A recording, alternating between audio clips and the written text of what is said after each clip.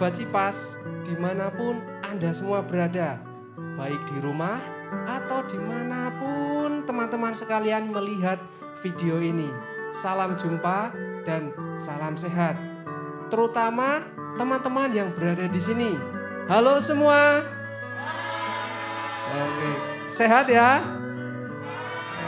Oke. Nah, hari ini seperti konten yang lalu, kita akan membahas mengenai dunia kekatolikan. Dan berhubung bulan ini bulan Oktober, kita akan sedikit melihat mengenai Rosario dan juga Maria. Dengan narasumber yang tentunya satu-satunya dan juga terpercaya bersama dengan Romo Wahyu SCY. Halo Romo, salam jumpa kembali. Salam jumpa kembali, Oke, Frater. sehat Romo? Sehat, Oke, amin. masih bersama kita Romo dalam konten Cipas, cerita pastor. Nah, dan hari ini Romo, kami ini ingin bertanya-tanya. Ini mumpung bulan Oktober, bulan Rosario. Ya, Frater. Nah, ada beberapa pertanyaan yang mungkin bisa Romo berikan wawasan kepada kita dari pertanyaan-pertanyaan tersebut. Oke. Siap Romo? Siap. Oke, tentu saja pertanyaan pertama Romo. Ini kan bulan Oktober. Ya. Mengapa bulan Oktober menjadi bulan Rosario? Sedangkan bulan Mei itu kita juga berdoa Rosario sama itu apa? Bulan Maria. Nah, itu gimana Romo? Baik, Frater. Begini. Jadi ceritanya itu panjang. Ya. Sejarah gereja menghormati Bunda Maria Ya. itu sudah sejak abad 13. Wah, lama sekali Romo. Jadi Bunda Maria dihormati dalam kehidupan umat beriman itu sejak abad 13. Dan pada saat itu umat sudah menjalankan devosi kepada Bunda Maria. Nah, ini semakin dipertegas lagi di mana kita mau membedakan bahwa di dalam satu tahun itu ada 2 bulan yang dikhususkan untuk penghormatan kepada Bunda Maria. Ya. Yang bulan Mei yang pertama. Mei, yang Maria Mo ya. Nah, berdasarkan pada tradisi dunia barat yang mengalami 4 musim. Ya. Bulan Mei itu adalah bulan saatnya musim semi. Jadi dimulainya musim semi. Dari situasi kegelapan, situasi salju, ya, dingin, lalu kemudian mulai musim semi. Oke. Nah, kemudian dari tradisi ini diangkat ke dalam tradisi gereja, di mana peristiwa itu mau menggambarkan hidup yang baru. Musim semi itu kan mulai tumbuh, yang tadinya pohon-pohon mati mulai tumbuh, mulai hidup, mulai mengeluarkan kembali daun-daun yang muda. Nah, kemudian ini ditarik di dalam refleksi gereja, menggambarkan situasi hidup Bunda Maria. Bagaimana Bunda Maria itu juga melahirkan hidup yang baru. Hidup yang baru. Dan dalam peristiwa itu kemudian direnungkan, ini terjadi bulan Mei, maka bulan Mei dijadikan sebagai bulan Maria. Walaupun dalam perjalanan hidup umat beriman, di bulan Mei itu ditandai dengan orang berziarah ke gua-gua Maria, ke tempat-tempat ke tempat-tempat yang dikhususkan untuk Bunda Maria, lalu juga berdoa Rosario pastinya. Lalu apa bedanya dengan bulan Oktober? Bulan ini. Nah, bulan ini ya. Sebenarnya kalau bulan ini itu didasarkan pada sejarah yang terjadi pada tahun 1571. Di mana pada saat itu di bulan Oktober Eropa sedang mengalami pertempuran. Jadi ada kerajaan Ottoman dari Turki itu yang masuk ke Eropa, daerah Eropa. Lalu pada saat itu diajak umat beriman untuk mendoakan rosario. Berdoa rosario mohon kekuatan supaya pasukan yang Eropa itu ya pasukan Eropa yang melawan Ottoman dari Turki itu menang. Oh, oke. Lalu kemudian ya dijadikanlah bulan Oktober menjadi bulan rosario dan kebetulan ditetapkan juga pada tanggal 7 Oktober pada saat pasukan Kristen Katolik memperoleh kemenangan dalam pertempuran tersebut, kemudian dinyatakan bahwa bulan Oktober tanggal 7 itu dijadikan sebagai Hari Raya Rosario Suci. Pada tepat bulan Oktober ini ya Rom ya? Ya, tanggal 7 Oktober. Oh, oke. Ya, Bunda Maria Ratu Rosario.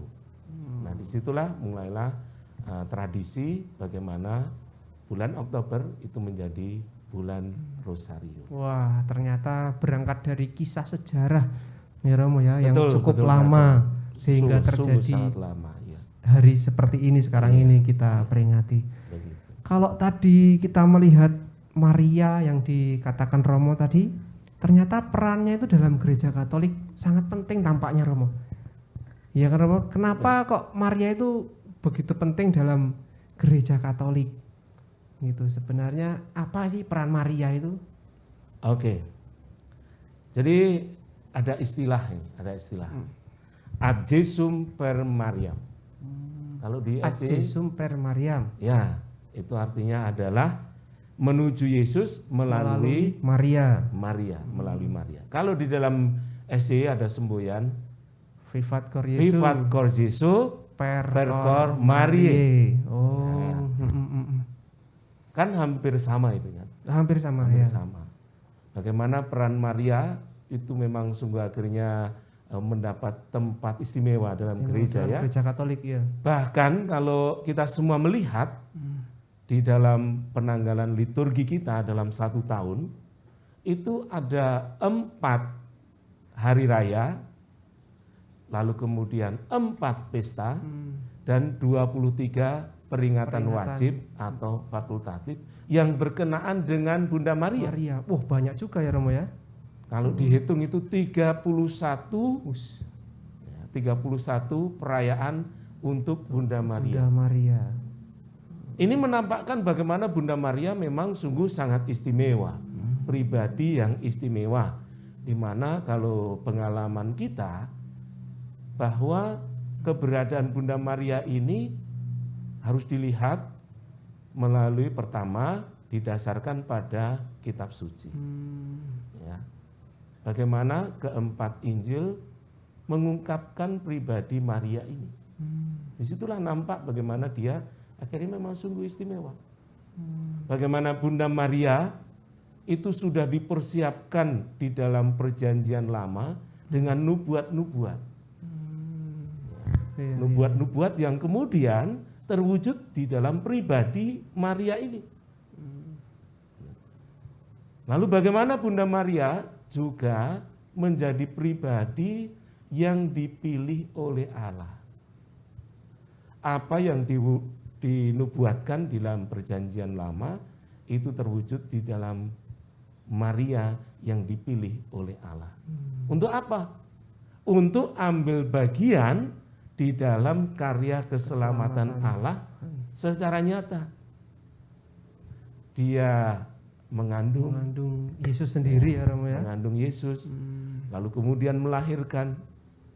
Apakah berhenti? Tidak. Bahwa penyerahan diri Bunda Maria di dalam ungkapan aku ini hamba Tuhan, terjadilah padaku menurut perkataanmu. Itu sungguh menguasai hidup Bunda Maria ya. Sampai melahirkan Yesus, lalu kemudian dengan setia menemani Yesus. Sungguh Bunda Maria menjadi pribadi yang setia menemani Yesus. Bahkan sampai pada peristiwa wafat di kayu salib, Bunda Maria Tetap menemani Yesus ya. ada di dalam hidup Yesus. Lalu kemudian dalam peristiwa itu juga mengapa Bunda Maria begitu istimewa?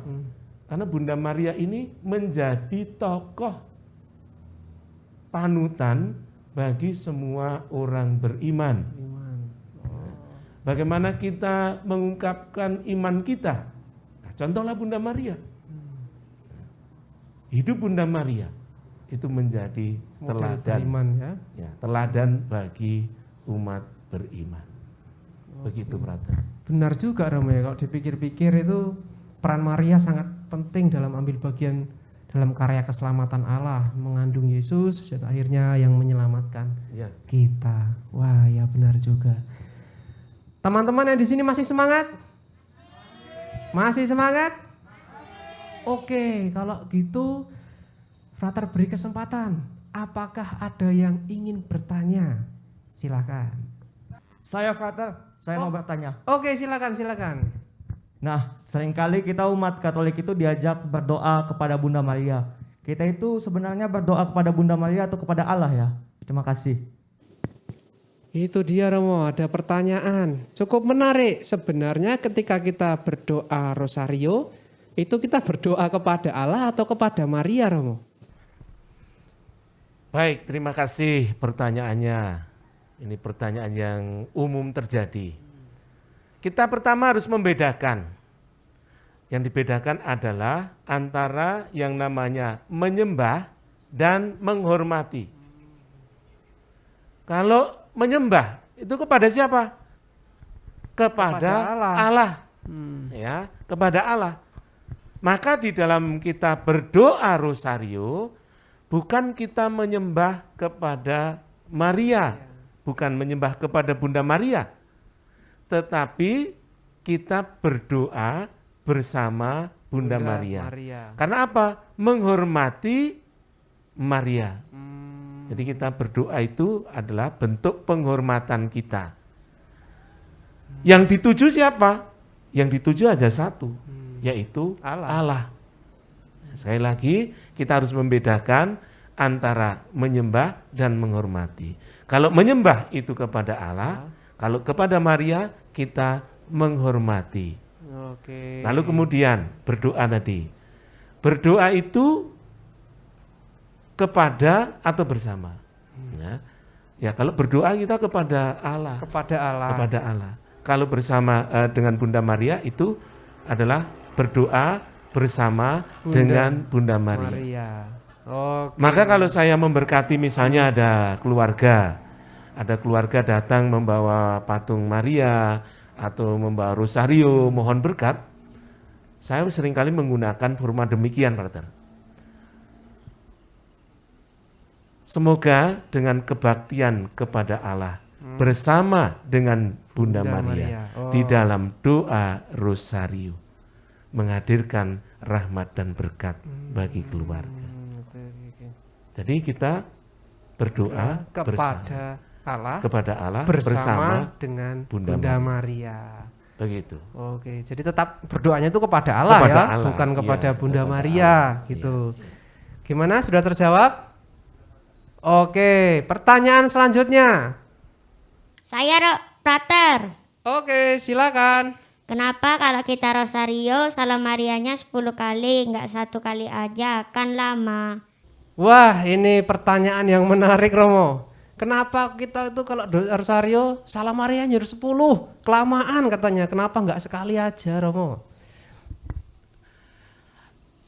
Kalau pertanyaan seperti itu saya menjadi ingat apa yang disampaikan oleh Bapak Paus Yohanes Paulus II.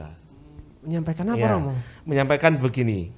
Dalam Rosarium Virginis Mariae, rosario pada dasarnya adalah sebuah doa kontemplasi akan hidup Yesus. Apa itu kontemplasi? Kontemplasi itu kita masuk di dalam keheningan batin kita, ya, masuk dalam keheningan batin kita, dan di sana dalam keheningan itu kita merenungkan dengan cara mengulang-ulang doa Salam Maria tadi itu, begitu. Jadi dalam keheningan, di dalam batin kita mau mengenal peristiwa-peristiwa hidup Yesus itu. Oh. Maka kita mengulang-ulang. Kalau disebut juga sebagai litani ya. Litani itu kan mengulang-ulang. Jadi Mendoakan. mendoakan secara batin, direnungkan, diulang-ulang, ya, biar begitu. meresap gitu Romo ya. Biar meresap. Oh, oke. Memang ada orang yang merasa bosan, ya kan? Merasa bosan, atau kalau kita rosario sendirian, mengulang-ulang Salam Maria, akhirnya pertama pelan, habis itu ngebut saja. Ya, Nah, ada sebenarnya yang- kita diajak untuk berkontemplasi, masuk dalam keheningan batin, dan kita merenungkan peristiwa-peristiwa hidup Yesus itu yang kita doakan. Oke. Begitu. Berarti sebenarnya perkara jumlah tidak masalah Romo. Yang Tidak penting masalah. bagaimana kita mengulang-ulang doa ini secara batiniah ya, Iya, secara mendalam gitu. Gitu ya, teman? Sudah terjawab ya? Oke. Baik Romo, terima kasih banyak untuk penjelasan kita kali ini di bulan Oktober. Terima Semoga kasih, Brother. apa yang telah kita bahas dapat berguna untuk kita semua. Sekian Cipas untuk bulan ini. Semoga bermanfaat dan Tuhan memberkati. Dadah.